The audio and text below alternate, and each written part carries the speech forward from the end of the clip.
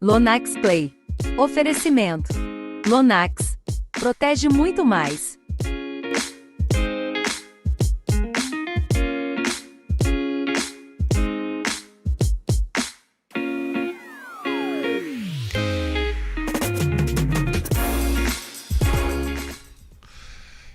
Olá, como vai? Muito boa noite. É bom demais estar na sua companhia mais uma vez na tela do seu Lonax Play, sua sala de visitas virtual, na qual recebemos profissionais, líderes, gestores, gente de chão de fábrica, gente que faz e acontece no ecossistema da economia brasileira, o principal ecossistema da economia brasileira, o agronegócio, a construção civil, o atacado e o varejo.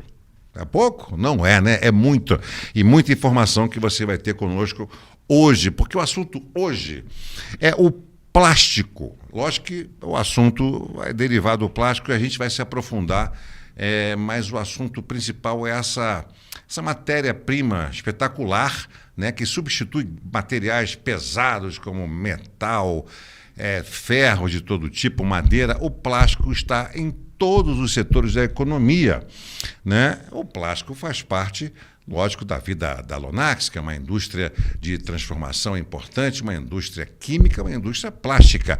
E para falar sobre o plástico e sobre questões econômicas e sobre questões das empresas que estão nesse ecossistema da indústria petroquímica brasileira, a gente vai convidar, a gente já está com ele na linha, ele está lá no interior de São Paulo, pertinho de Campinas, em Paulínia, bem pertinho de Campinas. É um executivo com 22 anos de experiência, de Petrobras, muitos anos de Petrobras, engenheiro químico, pós-graduado, fez graduação na UFRJ, é carioca, né? É conterrâneo, e vai falar com a gente inclusive sobre um assunto que está aí, ó, palpitando, que é o dumping, né? O governo brasileiro tomou providências contra um comércio predatório dos Estados Unidos e dos canadenses que estavam mandando para cá, né, matéria-prima com preço muito baixo e estava prejudicando o grande player aqui, que é a Braskem, que produz PE e PP aqui para a indústria brasileira. Bom, vamos lá. Vou fazer um link direto com Paulínia, em São Paulo, para colocar o Flávio na conversa. Ô, Flávio, tudo bem, Flávio? Obrigado pela presença do meu amigo conterrâneo, carioca também, né? Que está morando aí em Paulínia.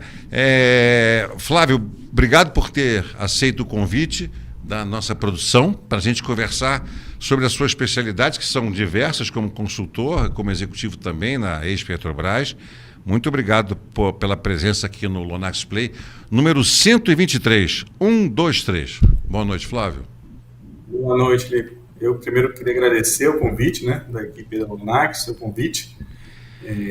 Para mim é sempre um prazer participar, poder falar um pouquinho, né, principalmente sobre o segmento aí, petroquímica, plástico e reciclagem, que é onde eu atuo aí há mais de 2 décadas aí, me dedicando a esse setor. Mas olha, primeiro, como de praxe, Flávio, eu queria que você se apresentasse para a nossa audiência, que é super qualificada. Daqui a pouco todo mundo vai mandar pergunta para você. Você já pode mandar. Você que não está inscrito no canal, é só se inscrever e mandar a sua pergunta para o Flávio.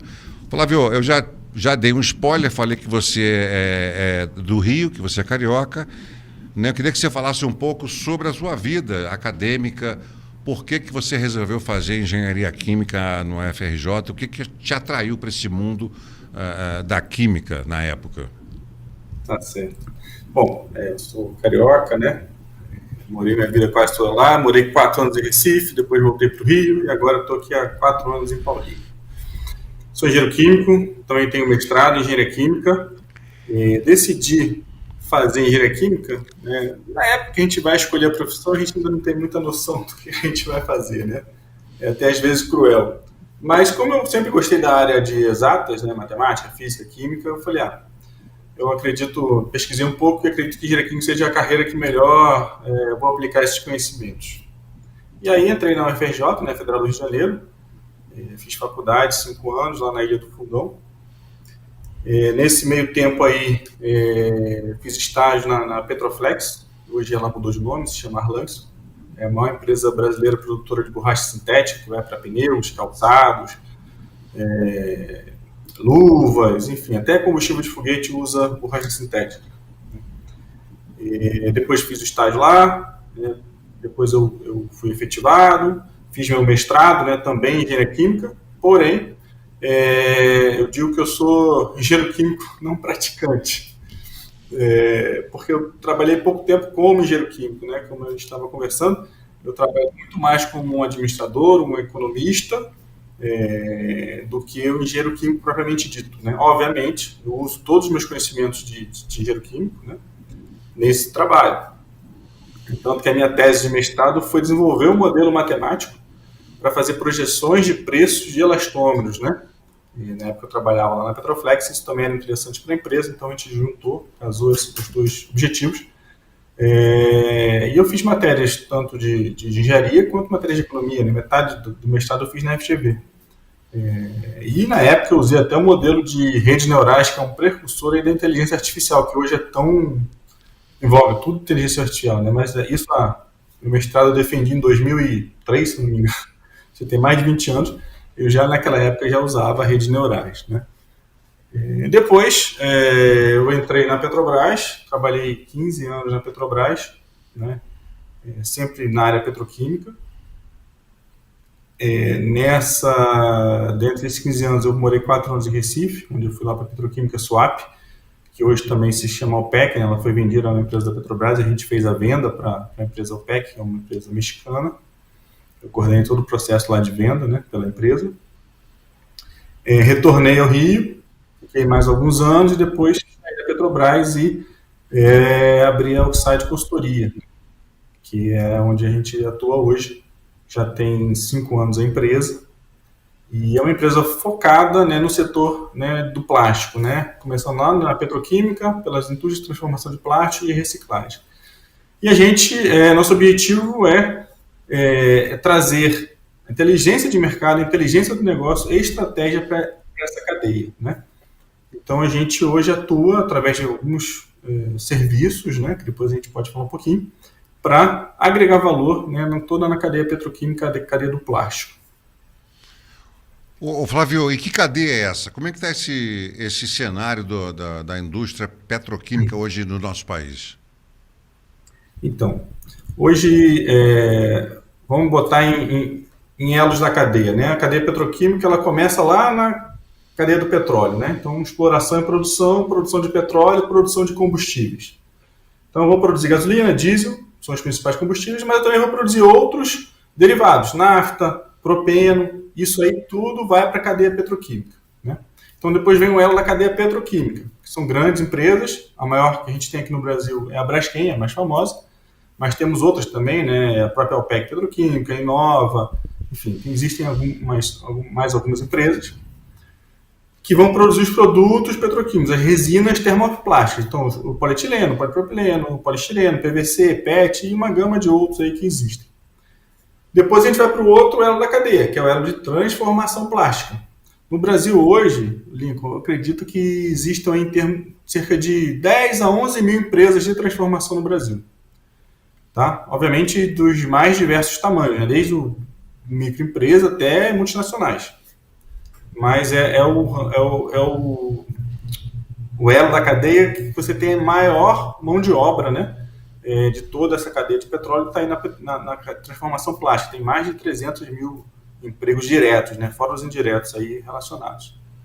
E depois tem o elo, né, da reciclagem, que vai pegar tanto o que a gente chama pós-indústria, o resíduo pós-indústria e o resíduo pós-consumo, e vai reciclar isso para trazer novamente para o mercado, né? E os mercados consumidores são, né, a principal embalagem, né, mais construção civil, automotivo, agro, também são mercados bem importantes para o setor de transformação plástica. Tá? Então é esse elo que a gente atua, né? O nosso objetivo de atuação como empresa é bem nichado, é bem nesse nicho aí, petroquímica, plástico e reciclagem. Tá? E a Lonax está aí nesse elo, né? Está no terceiro elo que você citou como indústria de transformação, né? Correto. Né? Nesse Correto. universo aí de 10, 11 mil empresas que você quantificou mais ou menos, né? De empresas que atuam na transformação. né? Então tá, vamos lá. Porque o assunto é muito técnico, né, Flávio?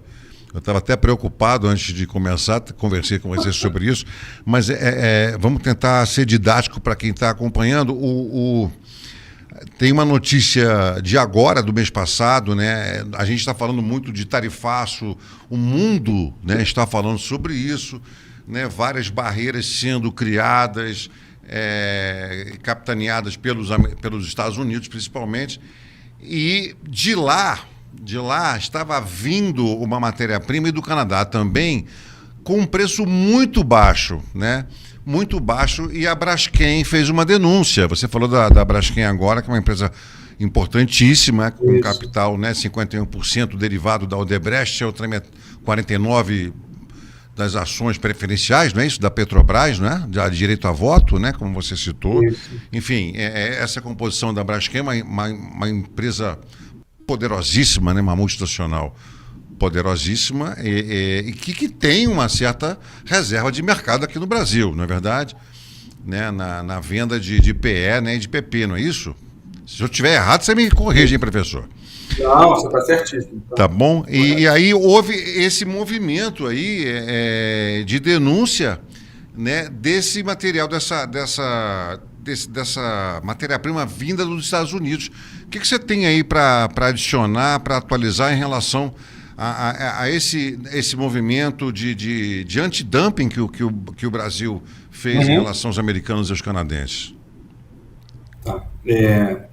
Sua descrição foi correta, né? Hoje a Braskem é a única produtora nacional de polietileno. A gente tem 3 tipos de polietilenos principais, tá? De baixa densidade, de alta densidade e o linear de baixa densidade. A Braskem produz os 3 tipos, né? Normalmente todas as empresas que produzem polietileno vão produzir os 3 tipos. E as empresas americanas e canadenses também produzem esses 3 tipos, né?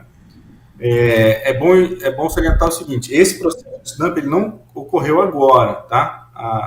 O protocolo inicial dele foi em julho de 2024. Então foi antes desse processo todo aí de acirramento comercial, etc, etc, tá? E a motivação dele, principal, foi pelo seguinte fato, né? Em 2023 e 2024, começou a ter um volume muito grande de importação, tá?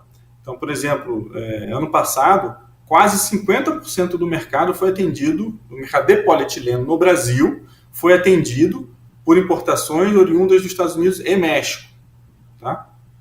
E do total importado de polietileno do Brasil, 75% vem desses 2 países, né?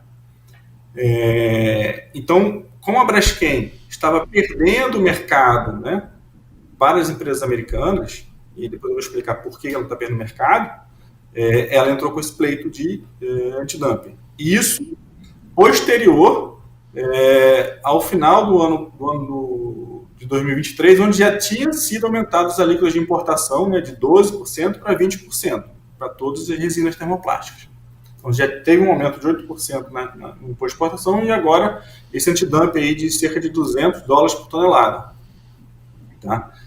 E por que isso aconteceu e por que vem tanto dos Estados Unidos, é tão forte o polietileno aqui, né? Historicamente, o Brasil sempre foi um mercado natural para os Estados Unidos pela proximidade logística. Tá? Os Estados Unidos são pioneiros na indústria petroquímica, então sempre tiveram indústrias fortes, né? A Ásia começou a investir há cerca de uma década e meia, né, que ela começou a se tornar um player relevante. Até então era Estados Unidos e Europa.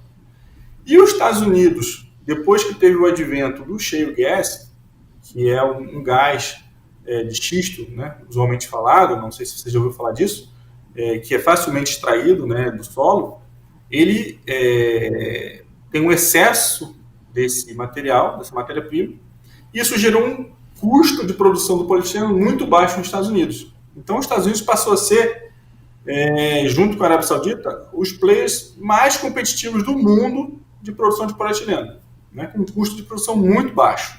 Tá? E isso permite competitividade, ele entrar em vários mercados. Né? Então, ele começou a entrar cada vez mais no Brasil. Né? A Braskem começou a se limitar, por outro lado, a Braskem tem dificuldade de ter competitividade nas suas matérias-primas. A gente, como país, não tem um excedente de refino, tanto que a gente importa gasolina, importa diesel, né? Então a Petrobras passou a diminuir a produção de nafta para botar mais nafta na produção de gasolina, né? Ou seja, porque é mais vantajoso economicamente você produzir gasolina do que produzir nafta, né? E aí você reduziu a disponibilidade e competitividade de nafta para a Braskem. Então a Braskem começou a perder competitividade, né? Esse é o principal motivo. E aí, com isso, as importações começaram a entrar. Tá? Esse processo ele se iniciou em julho do ano passado e agora, em final de agosto, 27 ou 28, não me recordo exatamente o dia, acho que foi de 27 e só no Diário Oficial dia 28, foi deliberado preliminarmente essa tarifa de $200 para os Estados Unidos e $238 para o Canadá. Né? Então, cada tonelada que entra, se ela chegar aqui a $1.000, automaticamente você tem que botar mais $200 em cima, né, de taxa antidumping para ela poder entrar no país. Ou seja, o que torna bem difícil, bem mais complexo a competitividade de uma resina que vai vir de lá. Né? Então, o objetivo da Braskem com isso é estancar um pouco esse mercado e conseguir aumentar um pouquinho o market share dela, né, no mercado nacional. É curioso, né, Flávio? Porque para a indústria interessa comprar com o melhor preço, né? Sim. Agora tem a questão da indústria nacional, da proteção à indústria nacional, que é o que o Trump supostamente vem fazendo lá ao estabelecer essas novas tarifas globalmente. Você considera justo, né? Porque a impressão que dá é que você cobre o rosto e descobre o pé. Quer dizer, a indústria brasileira que vive, né, precisa também de preço para ter competitividade no seu produto final, ela também fica descompensada. Como é que faz para... E aí que você entra, né? Aí que entra a tua empresa, a sua empresa faz esse tipo de análise, né, com profundidade, né? E vamos entrar um pouquinho nos teus serviços agora, então, Flávio. Como é que você faz para dizer para o teu cliente, né, de uma indústria de transformação plástica, olha, vamos comprar daqui, dali, você falou da Arábia também, que tem uma produção relativamente baixa, né? Tem empresas que estão buscando matéria-prima também aqui no Cone Sul, né? Como é que fica essa calibragem, né, de proteção à indústria nacional, mas, por outro lado, né, prejudica a indústria brasileira de transformação? Como é que faz para equalizar isso? Primeiro, assim, respondendo a tua primeira pergunta, que se eu acho justo ou não, né, minha visão é que, obviamente, para a Braskem isso é ótimo, porque ela permite aumentar um pouco o preço e ganhar mercado. Porém, como eu falei, a grande parte da mão de obra está na indústria de transformação, né? E, queira ou não queira, essa indústria vai sofrer com um aumento de custo. E você vai ter que repassar o aumento de custo para o seu cliente, né? E a indústria de transformação, ela fica meio que esmagada ali, comercialmente falando, entre duas grandes indústrias. Ou seja, ela tem baixo poder de barganha contra as petroquímicas, que são empresas geralmente muito maiores, e baixo poder de barganha contra grandes empresas de embalagem, de construção civil, de automotivo, né? Então, é difícil você repassar automaticamente a margem, né? Acaba que a maior parte das empresas começa a reduzir um pouquinho a sua margem. Então, assim, na minha visão, nossa visão, esse dumping foi um pouquinho forçado, tá? Não necessariamente houve dumping, porque o conceito de dumping, conceito restrito eu vender em um outro país a um preço abaixo do meu custo de produção, né? Se o meu preço é mais competitivo que o preço do país lá, né, ele tem que se tornar competitivo. Enfim. Então, para a minha visão, esse dumping foi um pouquinho forçado. Mas ok, o dumping está aí, não tem que fazer, agora a gente tem que aplicar como que a gente vai, né, sobreviver com ele, né? Então, entra o nosso trabalho, né? A gente tem alguns serviços, dentre eles a gente tem um relatório de preço, por exemplo. É um serviço, se chama relatório de preço, mas tem uma série de ferramentas que estão aí dentro, né? Primeiro, o próprio relatório em si, que é uma pesquisa de mercado, que todo mês a gente faz uma pesquisa de mercado com os preços das resinas que estão sendo praticadas no Brasil, das resinas termoplásticas, né? A gente consulta empresas produtoras, transformadoras, importadoras, traders, enfim, e aí chega, nós temos uma metodologia, uma estatística, etc., chega a um preço médio no mercado, com as variações, o mínimo, o máximo observado, etc. Então, só a partir daí você já consegue ver um comportamento do preço ao longo do tempo. Além disso, a gente também acompanha os preços internacionais, né? Todas as importações, a gente tem uma ferramenta que a gente consegue ver todas as importações, por onde está entrando, por onde está saindo, a que preço está chegando, preço CIF, preço FOB, de que país está vindo, por que porto está entrando, né? Então você consegue fazer uma análise detalhada de competitividade, né? Ou mais ou menos estimar o seu concorrente quanto que ele está comprando, né? Um custo estimado, por aí vai, tá? Semanalmente a gente dispara, né, para nossos clientes o que a gente chama de lista de transmissão, que é Trend Plastics, ou seja, mensagens com como que está a evolução dos preços internacionais, né, Ásia e Estados Unidos, né, porque são as principais regiões de influência aqui no Brasil. Qual é a tendência desses preços? É subir, se é descer? Alguma notícia aí impactante, por exemplo, a notícia do dumping, a gente foi constantemente dando. E, na verdade, esse dumping, a expectativa dele inicial era que ele saísse no início do ano, janeiro, fevereiro. Só que naquela época, estava começando essa questão do tarifaço aí do Trump. Então, a visão que a gente teve, que o mercado teve, é a seguinte: para evitar provocar, né, a onça com vara curta, vamos dizer assim, deu uma segurada, que pareceria que estava provocando, né? Estou aplicando aqui uma sobretaxa no teu produto. Então, meio que foi segurando, até que chegou um momento e falou, não, agora o Trump já aplicou as tarifas, vamos fazer o estudo e vamos aplicar o que tiver que ser aplicado, né? E aí saiu agora em agosto, né? Mas, de novo, o impacto é muito grande para as indústrias de transformação. O que está acontecendo, né? Muita gente procurando outros fornecedores, né? A gente tem fornecedores aqui locais, né, na Argentina, principalmente, mas tem uma capacidade limitada, né? Uma planta antiga da Dow, não tem capacidade de suprir tudo que vinha dos Estados Unidos, né? A Arábia, eu comentei, tem um poliestireno muito competitivo, só que o mercado-alvo deles é Ásia, China, né? Então, assim, tudo ali foi projetado para atender demanda asiática. Então, o que sobra um pouquinho vem para outros lugares, né? Então, você tem que procurar. Por outro lado, no mundo hoje, a gente tem uma sobrecapacidade, ou seja, tem mais capacidade de produção de polietileno do que demanda. Então, quando essas plantas estiverem operando uma taxa operacional maior, ou seja, utilizando mais a sua capacidade, vai sobrar mais polietileno, né? E a gente já começa a ver movimento. A gente mesmo, às vezes a gente recebe por e-mail aqui empresas asiáticas oferecendo polietileno, porque eles pesquisam aqui pela internet e acham a gente, de alguma forma, acham que a gente é comprador de resina, alguma coisa assim. A gente recebe, vira e mexe, recebe oferta de empresas asiáticas querendo vender polietileno, né? Principalmente agora depois desse anúncio do dumping. Então, assim, o mercado de informação foi muito prejudicado, nossa visão.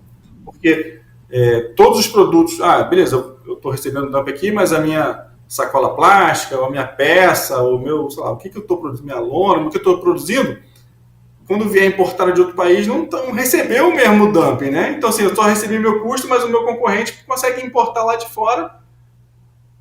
Cadê a isonomia, né, da cadeia? Não tem, né? Só foi dado para um elo da cadeia. Então, você está desbalanceando a cadeia, tá? Então, a nossa visão é essa, tá, Lincoln?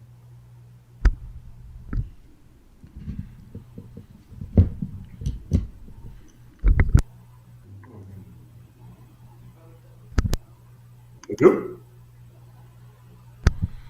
Oi, Flávio, tá me ouvindo? Tô ouvindo. Ô, Flávio, tem uma pergunta aqui da Márcia Olimpo. Oi, Márcia, boa noite. Márcia Olimpio. Oi, Márcia, desculpa ter errado a pronúncia do seu nome. Ela está fazendo a seguinte pergunta. Na sua opinião, Flávio, por que há tão pouco investimento? A opinião dela, tá? Se ela estiver errada, você a corrige, né? Por que há tão pouco investimento nas indústrias de reciclagem de plástico? Há uma crença de que o plástico leva 100 anos para ser consumido. Então, reciclar vem a ser mais do que necessário. Há pouco investimento nas indústrias de reciclagem de plástico? A Márcia está certa ou está errada? De uma certa forma, ela está certa, né?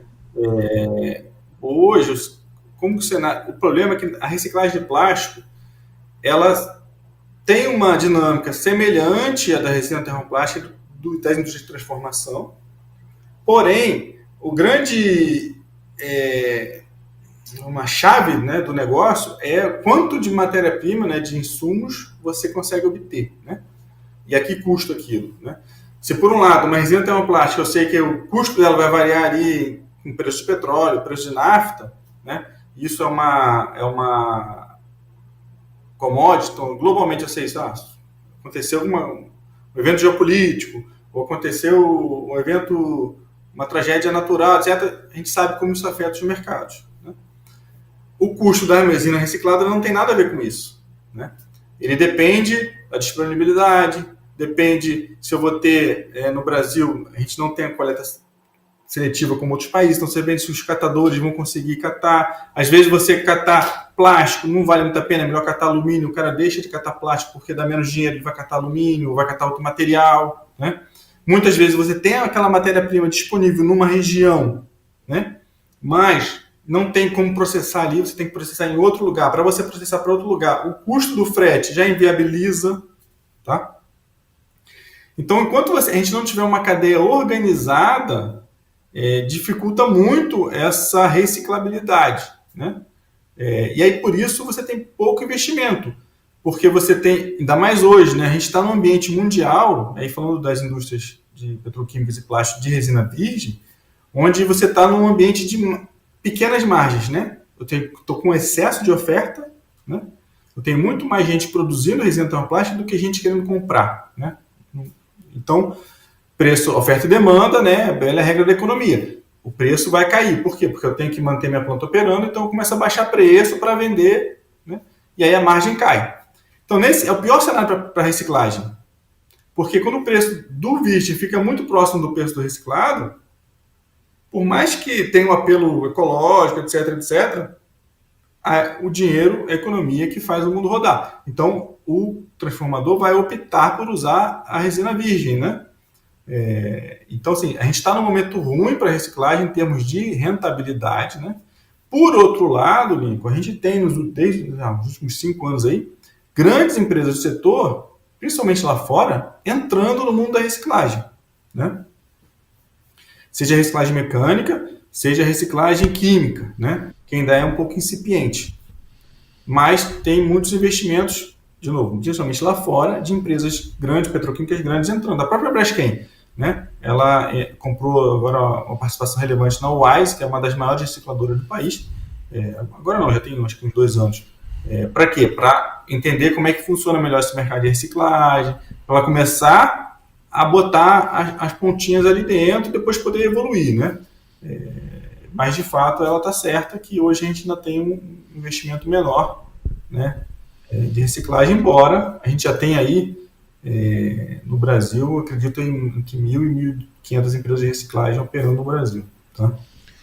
Bom, eu estou conversando ao vivo com o Flávio, agora são 8 horas e 28 minutos, Lonax Play número 123, 123. Estou conversando com o Flávio Silva, que é um executivo, né?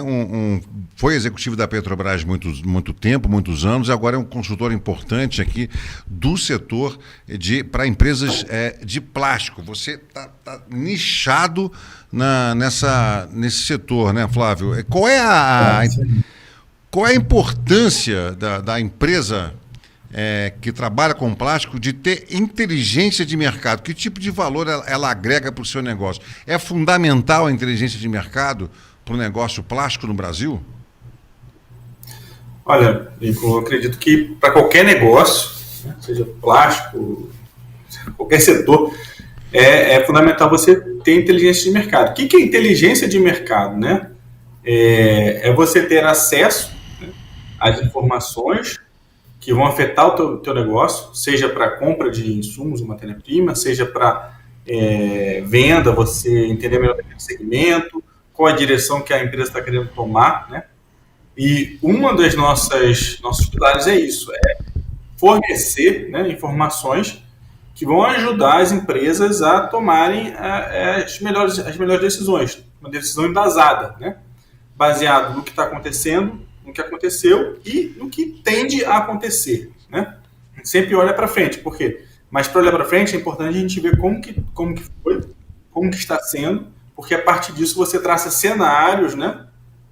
E pode projetar, ó, o cenário mais provável é esse, porém, se não acontecer esse cenário, acontecer assim, você tem que fazer assim, assim, assado. Se acontecer assim, você vai fazer aquela estratégia, né? E a gente entende que o setor de plástico, principalmente, né, empresas que talvez não tenham estruturados uma área de inteligência de mercado, né, é fundamental ter acesso a certas informações, né? Mesmo as que têm estruturado, você às vezes fica muito enviesado, né? Ah, mas meu fornecedor está me dizendo que o preço vai subir. Ah, mas meu fornecedor tem um interesse, né? Queira ou não queira, né, por mais honesto, etc., ele vai ter sempre um interesse em tentar vender o máximo possível, né? Óbvio. A gente traz uma informação isenta, né, do que a gente observa do mercado, né, do que a gente conversa, etc., etc. Então, o valor está aí, você ter uma melhor visão do mercado, né? Não só o mercado nacional, mas como o mercado global, porque tudo, uma coisa afeta a outra, né? Você consegue antecipar movimentos. Ah, eu vou comprar mais agora porque eu sei que o preço tem tendência a subir. Como eu né, tenho caixa, etc., eu vou comprar um estoque maior agora, depois eu vou fazendo um custo médio mais baixo, né? Ou não, a tendência do preço sair, eu vou comprando de pouquinho em pouquinho para poder aproveitando as quedas de preço, né? Você, com informação, consegue negociar melhor, né? Porque o cara vem e fala assim, não, olha só, mas o preço está subindo. Como é que está subindo aqui? Na Ásia o preço está caindo, nos Estados Unidos o preço está caindo, aqui o frete está caindo, como é que o preço vai subir, né? Você começa a ter argumentos para negociar cada vez melhor, né? Então, assim, juntando tudo isso, né, você tem uma melhor visão do mercado, antecipar movimentos, melhorar o seu poder de negociação, tudo isso gera valor para a empresa, ainda mais empresas de transformação, como eu falei.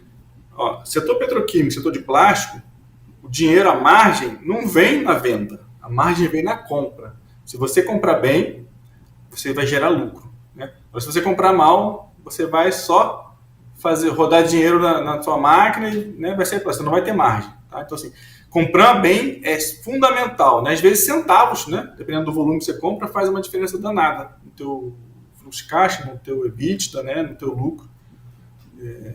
Então, por isso que a gente fala, né, ter essas informações para você poder ter tomar a melhor decisão é fundamental, né? Diz pra gente o que são resinas termoplásticas. Tá. O polietileno é uma resina termoplástica, ou seja, ele pode ser moldado várias vezes sem perder as características físico-químicas. Então, a Braskem produz o polietileno. Eu posso pegar, boto na minha extrusora, na minha injetora, etc, etc, vou fazer uma peça. Amanhã eu pego ele, vou moer, vou injetar novamente, vou fazer uma outra peça. Ou seja, ele foi moldado novamente, né? Existem os termorrígidos, que só são moldados uma vez. E quando eles são aquecidos e são moldados, você tem algumas quebras de ligações químicas. Eu já estou entrando bem no técnico aqui. E aí essas quebras não voltam mais, né? Diferente das termoplásticas, né? Polietilenos, polipropilenos, PVC, PET, ABS, nylon, enfim, tem uma série de resinas aí, são termoplásticas. E por isso eles podem ser reciclados, tá? Ô Flávio, como é que a indústria petroquímica se relaciona com o agronegócio brasileiro?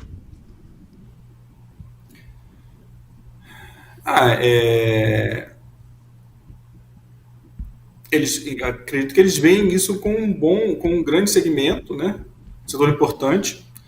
Se você for pegar até, por exemplo, o caso da Braskem, eles têm uma planta lá no Polo do Triunfo, no sul, que é a base de álcool de cana-de-açúcar, né? Então, ali no caso, o agro está até entrando como matéria-prima da Braskem, né? É uma outra rota de produção que não deriva da nafta. No final, ela vai produzir o mesmo polietileno do polietileno obtido via nafta, né? Não tem diferença nenhuma, tá? É o mesmo produto, só que ele vem a partir de etanol de cana-de-açúcar, né? E o agro cada vez mais se torna um segmento importante, né? De consumo de derivados, né, plásticos, né? Então eles enxergam isso com um segmento relevante, assim como construção civil, assim como automotivo, né? E embalagem. São os quatro aí, estão entre os quatro principais aí que mais consomem Então você está dizendo que a Braskem está desenvolvendo um polietileno verde, é isso? Eles chamam de verde pela origem da matéria-prima. Que é o etanol, mas o né? plástico do etanol, que vem da cana-de-açúcar. Né? Mas, é um outro processo químico. Em que pé tá? Isso é interessante, né? É uma Não, inovação isso essa planta já existe, já opera. Uhum. Até ampliaram recentemente um pouco da capacidade, tem um projeto para ampliar, para duplicar a capacidade, né? Essa planta já opera aí desde meados de 2010, por aí. Tá? 200 mil, acho que agora tem 250 mil toneladas ano, se eu não me engano. Tá? Tem um projeto para duplicar. Então ele pega a cana-de-açúcar, o etanol, vai para lá, tem um outro processo químico, que produz o eteno através do etanol. Na verdade, a produção de eteno é que é originária. Né? Depois esse eteno vai para a planta de polinização e segue o mesmo processo do eteno petroquímico, vamos dizer assim. Ô Flávio, você que é um conhecedor profundo aí dessa cadeia, né? Começa na exploração do petróleo, vai até lá no reciclado. Quais são as oportunidades hoje que você enxerga dentro dessa cadeia no mercado brasileiro? A gente tem uma oportunidade através do gás, né? No pré-sal, quase toda exploração de petróleo sai o gás junto, que chama gás associado. Né? Eu estou produzindo petróleo, mas sai gás associado. Esse gás muitas vezes é usado para reinjetar no poço. Para quê? Para você manter a pressão, para continuar, né? Você faz um buraco aqui, outro aqui. Esse buraco você empurra, então o petróleo sai por aqui. Mas de forma simplificada é bem isso. Então você vai botando gás aqui para você manter aquela pressão e continuar produzindo petróleo. Porém, mesmo assim, você tem muito gás, vai ter muito gás aí sobrando, né?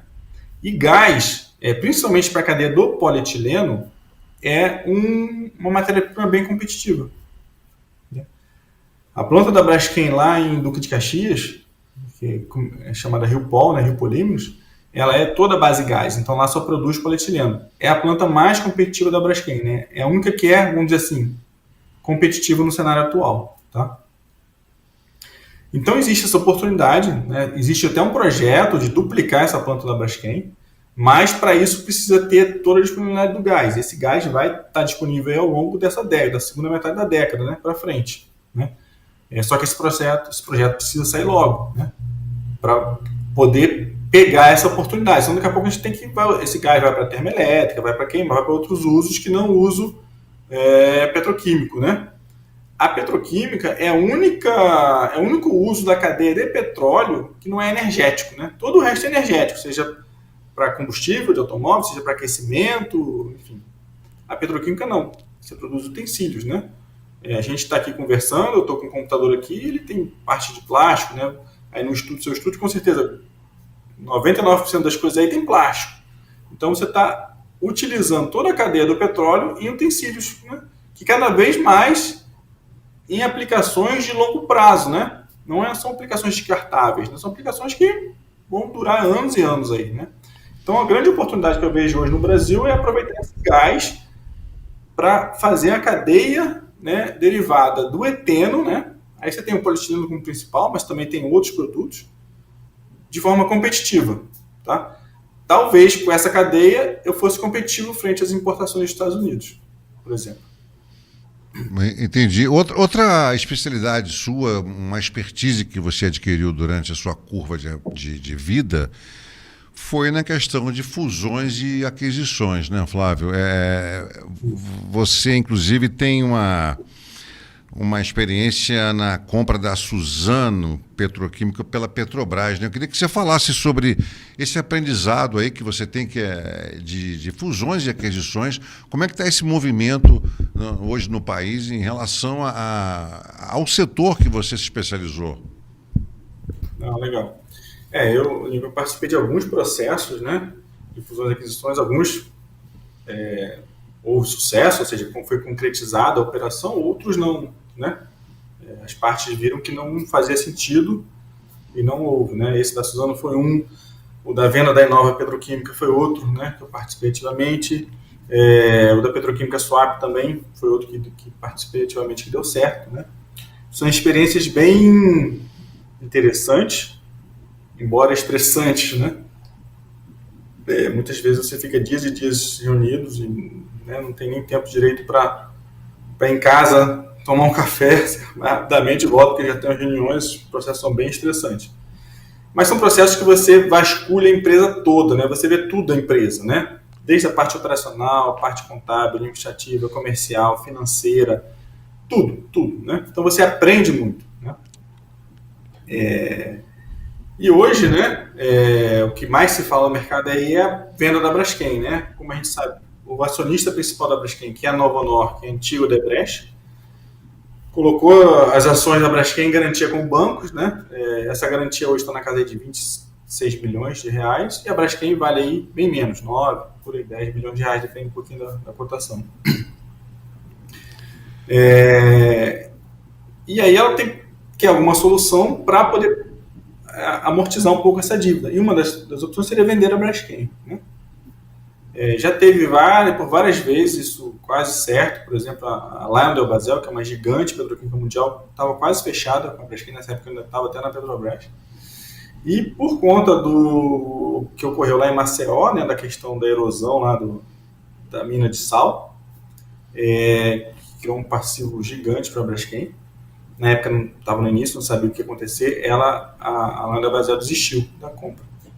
E de lá para cá, até hoje, não tem uma certeza. Agora o Tanuri, que é um empresário famoso, chegou a ter uma exclusividade para negociar a compra da Braskem, mas esse acerto financeiro, societário, é muito complicado, né? Porque você tem a Petrobras como sócia, fornecedora de matéria-prima, a Braskem é uma empresa monopolista, tem esse passivo ambiental lá de Maceió, então é um cenário bem obscuro, né?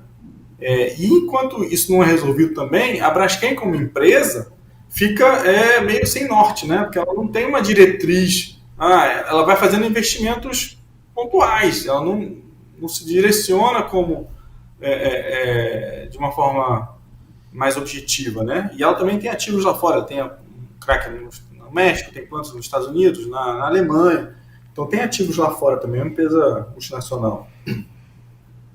Eu até uma vez escrevi um artigo que, assim, na minha visão, a forma talvez mais fácil de vender seria fatiando a Braskem, né? Bota uma Braskem do Nordeste, uma Braskem do Sudeste, uma Braskem do Sul. Aí você reduz o ticket de compra, você tira ali alguns problemas, deixa o ativo junto com a Novonor, ela vai vendendo os ativos dela aqui. E você cria competitividade no país, você não fica com um monopolista, né? Ainda mais um monopolista privado, que vai sempre objetivar o lucro, e é o único que produz monômeros no país, né? Então, assim, se tem uma outra cadeia que precisa de eteno, por exemplo, monoetileno glicol, para fazer PET, etc., passa tudo pela Braskem. Se a Braskem não produzir mais eteno, ninguém investe mais nada, né? Então, você fica o setor petroquímico parado no país, né? Mas voltando aos dos M&As, né? Tem esse da Braskem, que é o que está grande em voga aí, mas também tem M&As de empresas de transformação, né? Que às vezes acontece, né? E a gente sempre fala, uma empresa de transformação, mesmo sendo um escopo menor, se ela está bem administrada, bem organizada, né, ela gera muito mais valor numa venda, né? E um dos nossos serviços é esse, é fazer uma estruturação de empresa. Eu quero vender a minha empresa. Tá bom, a gente vai lá, vai fazer precisa fazer isso, na parte operacional isso, na parte contábil isso, na parte comercial isso, precisa ter um plano estratégico, Por quê? Porque quando você tem tudo isso organizado, desenhado, o cara que chega de fora olha, pô, essa empresa aqui é bem organizada, né? Achei que isso valoriza muito e facilita muito a venda ou a fusão, né? Ou achar um sócio, né? Para a empresa. Né?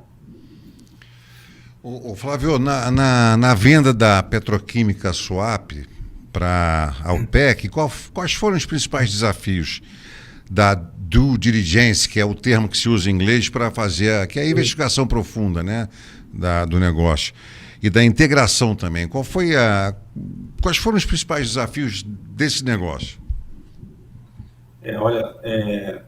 O processo foi um processo bem complicado, tá?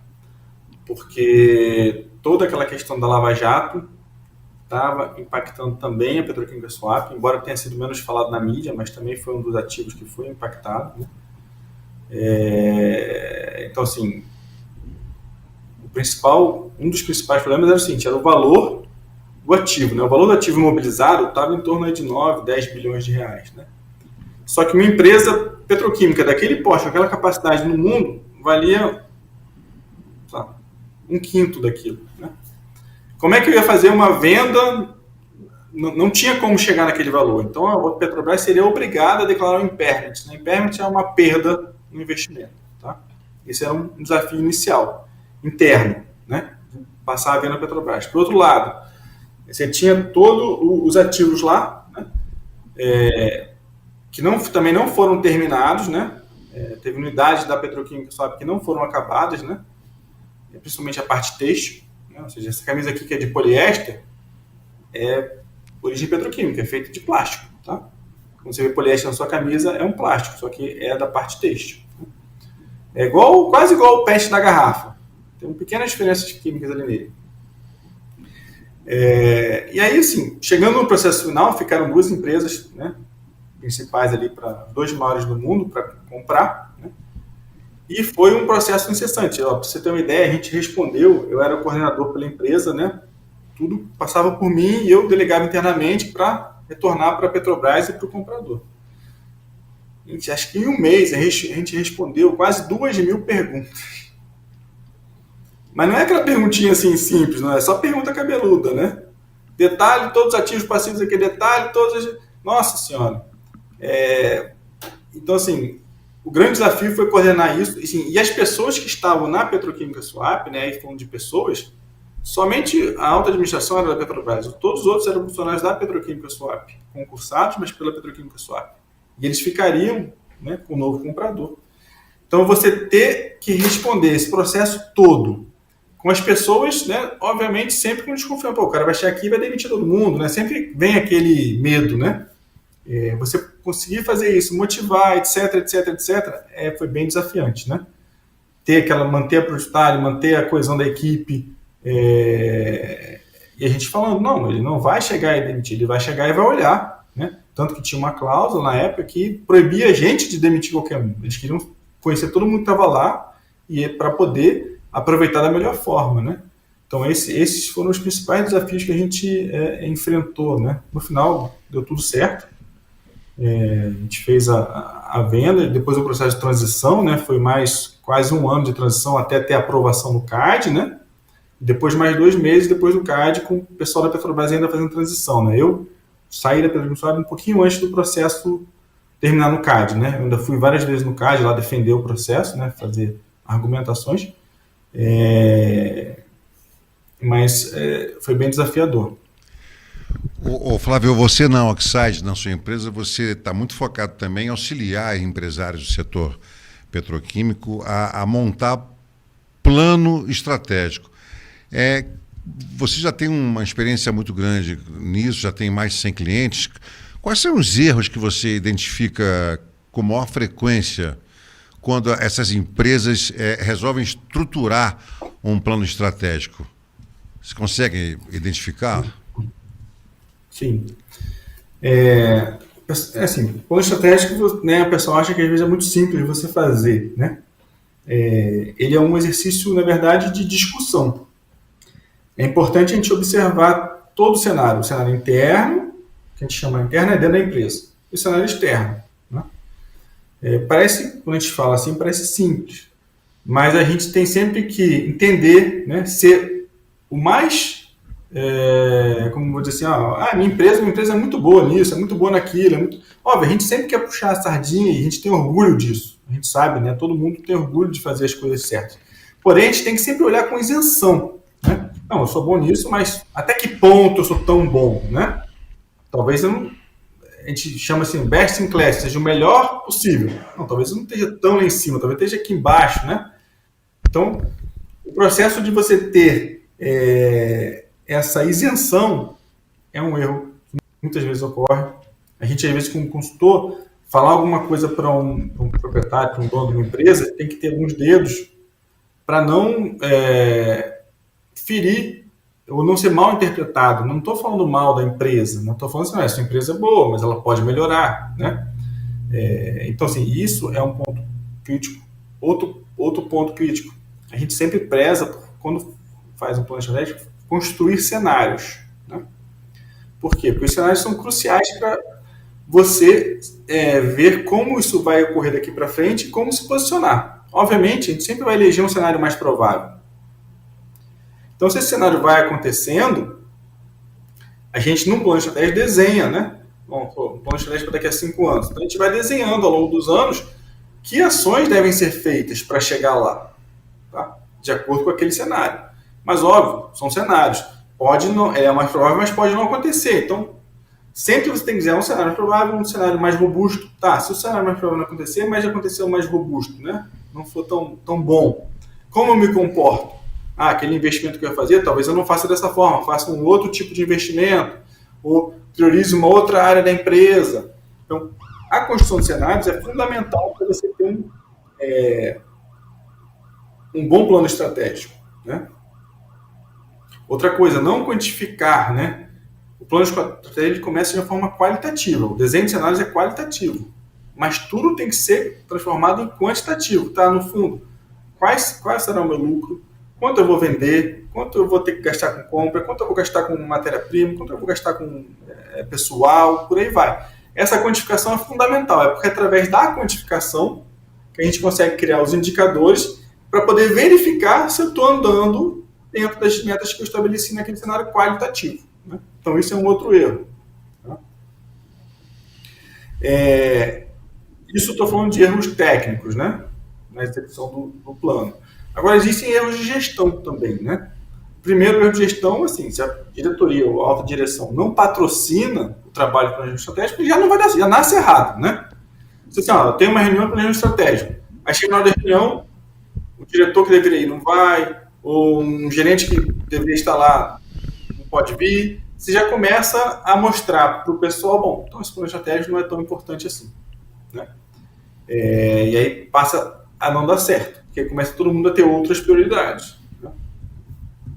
Como eu falei aqui, a questão dos indicadores, a falta de acompanhamento constante. Tá, construímos o plano está aqui, bonitinho, pronto. Não. Agora eu vou começar a executar o plano. Então agora eu tenho que acompanhar todo mês, ou de 2 em 2 meses, como é que a empresa, como é que as áreas estão atuando com as ações que foram definidas no plano para saber se eles estão atingindo as metas, né? Então a falta de acompanhamento é outro ponto crítico, né? E para isso precisa ter uma equipe ou uma pessoa, enfim, que está direcionada a estar acompanhando de forma mais presente essa execução desse plano aí. Então são os principais itens aí que a gente vê como principais erros, né, na execução do plano. Tá? Bom, eu estou reta final agora, tá, Flávio, do Lonax Play dessa terça-feira. A Márcia Olímpio, que já tinha oferecido uma pergunta, ela fez uma pergunta um pouquinho mais lúdica, mas eu acho que é legal a pergunta dela. Vamos colocar aqui no ar. O Vinícius vai colocar para a gente no vídeo. O Flávio, quando o plástico foi criado, qual era o objetivo inicial de utilização? Essa é meio rádio-relógio. Essa, se você tem 40 e poucos anos, deve lembrar da rádio-relógio, né? Aquelas perguntas científicas assim. Você conhece você consegue responder a Márcia? Olha, essa daí é bem... Quando ele foi criado... Qual era o objetivo inicial da utilização?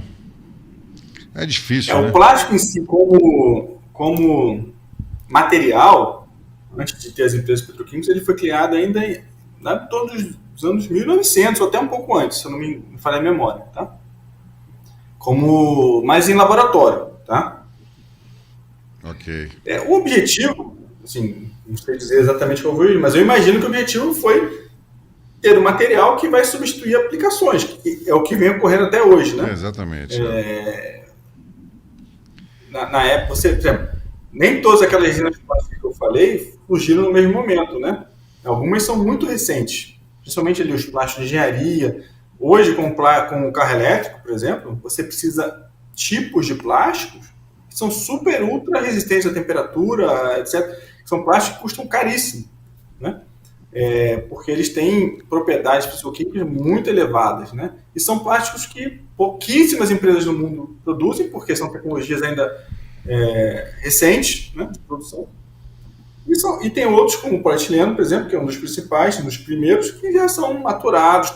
Qualquer empresa no mundo que vai produzir um polietileno de excelente qualidade, né? já são chamados, então são commodities, né?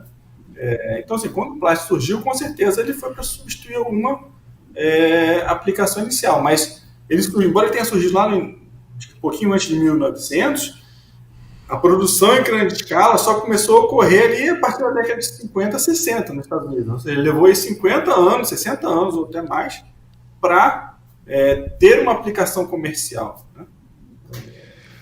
Ô Flávio, agora são 8 horas e 58 minutos. Não, acho que tá respondido, né, Márcia? É uma pergunta mais difícil, né? Da origem do plástico e tudo mais. Mas, enfim. Parece aquela do show do milhão. Né? Exatamente. Quem quer ser um milionário, né, Flávio? Flávio, eu queria que você encerrasse nesse minutinho final e desse o que você está enxergando aí para o setor, né, setor de plástico no Brasil, setor petroquímico, essa questão do petróleo, dessa matriz do petróleo, ela vai ser alterada, a Petrobras vai alterar, você falou do carro elétrico, tem energia sustentável vindo aí, né, que está na agenda do mundo, né? Será que o petróleo vai parar de ser utilizado como combustível e vai ser utilizado mais para a indústria de transformação? Como é que você enxerga aí o cenário no Brasil e no mundo para a indústria petroquímica e em especial do plástico? Legal. Essa questão do petróleo, né, do carro elétrico é muito falada, né? Mas se você for pegar ali as projeções que a gente tinha no início da década para agora, 2025, nenhuma delas se concretizou, né? Então, assim, embora eu veja que cada vez mais você, por exemplo, vai ter aumento de carro elétrico, né, no mundo, ele vai aumentar de forma percentual dentro dos carros a combustão, isso é um fato, porém num ritmo não tão grande como se esperava antigamente, né, como se era estimado. Então, assim, eu acredito que até o final da década, vamos em um horizonte de médio prazo, 5 anos, você ainda vai ter o petróleo predominante na matriz energética, né? Até porque essa equação, uso petróleo, não uso petróleo, ela não é uma equação só por causa do meio ambiente ou por causa disso, é uma equação econômica, né? Então, assim, quanto menos eu usar o petróleo, mais vai sobrar petróleo. Então, mais sobra petróleo, mais barato ele fica. Quanto mais barato ele fica, mais eu uso. É um ciclo, né, que a gente vai, econômico, que a gente vai... E assim, existiam projeções que até 2030, 2035 o petróleo ia acabar. Cada vez se descobre mais petróleo, né, no mundo. É uma energia, é um produto que está ali, que se for explorado de uma forma profissional, etc., etc., né, gera alguma questão ambiental, gera, mas a gente tem que saber reaproveitar, melhorar as formas energéticas. Então, assim, a visão de médio prazo até 2030 a matriz vai evoluir um pouquinho da matriz, né, não petróleo, isso vai ter uma evolução, mas não dos moldes anteriores. No Brasil é idem, né? A Petrobras também tem cada vez mais falado em energia eólica, energia solar, né? Tem criado áreas lá dentro, né, específicas para estudar projetos nesse mote aí, mas cada vez mais descobre áreas de pré-sal mais vantajosas com petróleos cada vez melhores de processamento, né? Então, assim, é difícil você desperdiçar esse petróleo, essa riqueza que está ali, né? Então, assim, no curto prazo eu não vejo tanta mudança, né, substancial. Isso vai ficar mais para a década que vem, né? Principalmente depois, na metade para frente da década que vem, a nossa visão do que tudo que a gente acompanha, tudo que a gente estuda aí, né? E no Brasil também não acho que vai ser diferente, não, até porque o Brasil segue muito, né, as tendências globais, né? Eu quero agradecer ao Flávio a participação, a presença aqui para falar com toda a sua autoridade, de ex-executivo da Petrobras e hoje consultor da Oxide, empresa que ele fundou. Muito obrigado, Flávio. Você direto aí de São Paulo, de Paulínia, e deu uma aula para a gente sobre essa indústria petroquímica brasileira e também global. Hoje falamos sobre o ouro negro, que é o petróleo, né? A semana que vem a gente vai falar sobre o ouro branco. Posso chamar assim porque é o leite. Vamos trazer 2 especialistas, um casal de especialistas em pecuária leiteira. Você vai saber tudo sobre esse setor tão importante, inclusive aqui, lógico, para Minas Gerais. Tá bom? Marcado? Encontro? Semana que vem? Já se inscreveu? Clicou no sininho? Terça-feira que vem tem o Lonax Play número 124, portanto, com pecuária leiteira. Você vai saber tudo. Aqui você sabe tudo, né? A Lonax, você sabe, protege muito mais. E o Lonax Play, esse informa muito mais ainda. Uma ótima noite para você. Saúde e paz. Até terça que vem, 8 em ponto. Até lá.